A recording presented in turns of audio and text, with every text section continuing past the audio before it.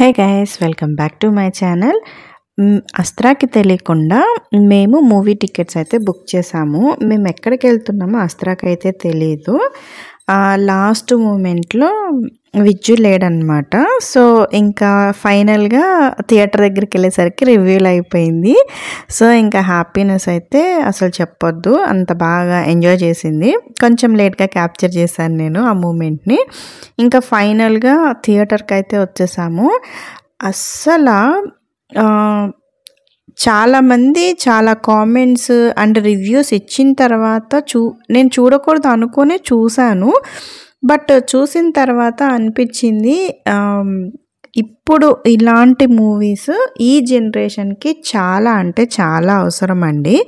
ఎందుకంటే మహాభారతం గురించి చెప్పే అంత గ్రేట్గా అయితే నేను చెప్పలేను, కానీ ఈ మూవీ చూసిన తర్వాత పిల్లలకైతే కొంచెం అవగాహన వస్తుంది అని నేను అనుకుంటున్నాను.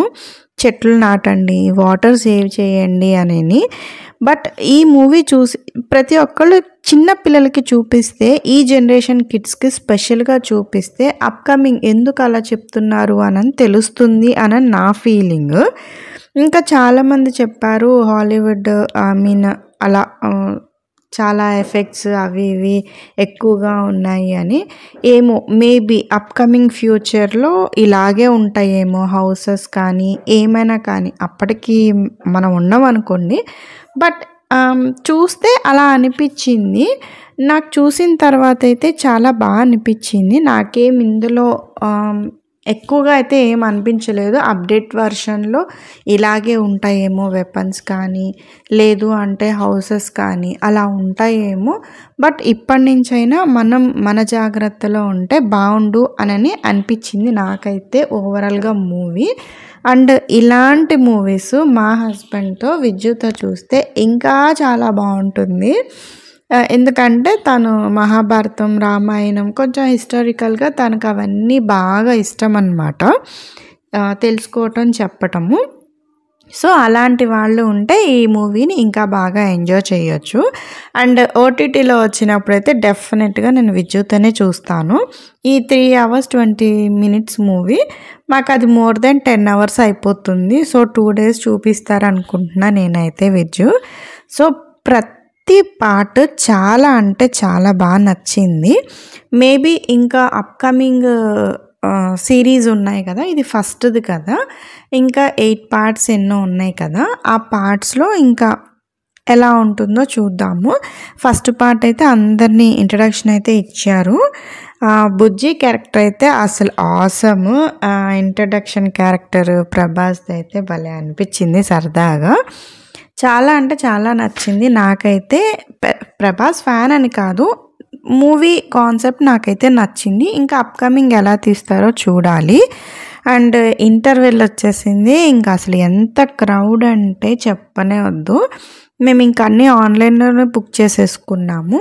సో దానివల్ల మాకు ఈజీ అయిపోయింది. లేదు అని అంటే ఇంకా కొట్టేసుకోవటమే. అదేదో ఫ్రీగా పాప్కార్న్ ఇచ్చేస్తున్నట్టు ఫీల్ అయిపోతారు ఈ సేల్ చేసేవాళ్ళు అయితే. నాకు అదొక్కటే ఎందుకో నచ్చదు ఇంటర్వెల్లో. ఇంకా తర్వాత ఇంటర్వెల్ నుంచి కూడా అసలు సినిమా అయితే చూసినంతసేపు మహాభారతాన్ని అండ్ ఇంకా వచ్చే జనరేషన్ని కంపేర్ చేసుకుంటూ చాలా అయితే బాగా తీశారు. ఇంకా సినిమా అయితే మా అందరికైతే చాలా నచ్చింది.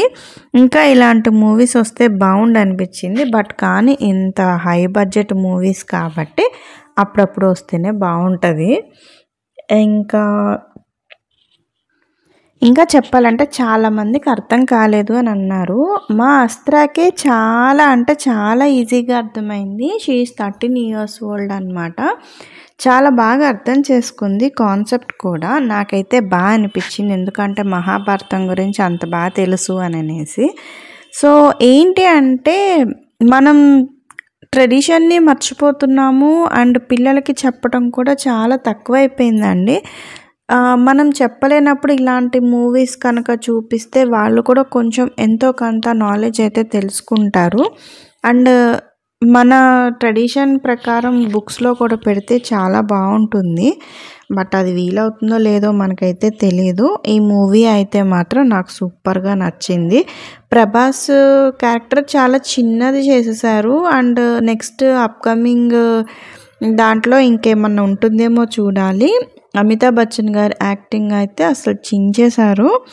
అసలా అశ్వత్థామ అంకుల్ అన్న చిన్న పిల్లాడు అంటాడు కదా! అసలు సూపర్ అనిపించింది. అంకుల్ అనే కాన్సెప్ట్ ఆయన ఎంత పెద్దాయన కదా!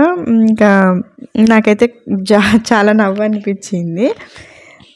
ఇంకా మీకెలా అనిపించింది? ఈ మూవీ చూసారా? నేనైతే వెళ్ళిన సెకండ్ డేనే ఇది అప్లోడ్ చేద్దాం అనుకున్నా. బట్ నాకైతే కుదరలేదు. చాలా లేట్ అయిపోయింది అప్లోడ్ చేయడానికి. చాలామంది చూసేసే ఉంటారు కదా! ఎలా అనిపించింది మీకు మూవీ? ఇందులో మీకేమి ఓవర్‌గా అనిపించింది? అండ్ మీకేం మంచిగా అనిపించిందో చూస్తే కామెంట్ చేసేయండి. Thank you.